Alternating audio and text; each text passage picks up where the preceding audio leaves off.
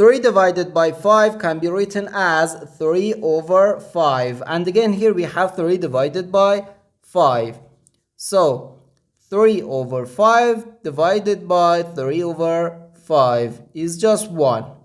But this answer is not correct, because according to the order of operations, when we have more than one division in an expression, we have to work from left to right. So here first we have to do this division, then this division, and finally this division. If we do this division before this division, it is wrong.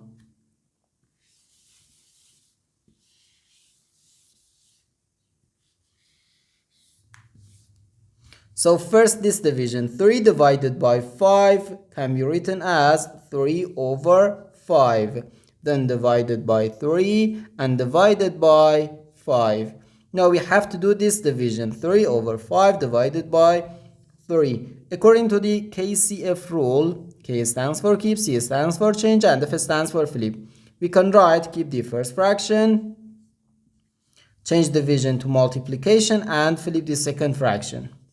And again here we can apply the KCF rule. So change division to multiplication and flip the second fraction. Now we can easily cancel this 3 and this 3.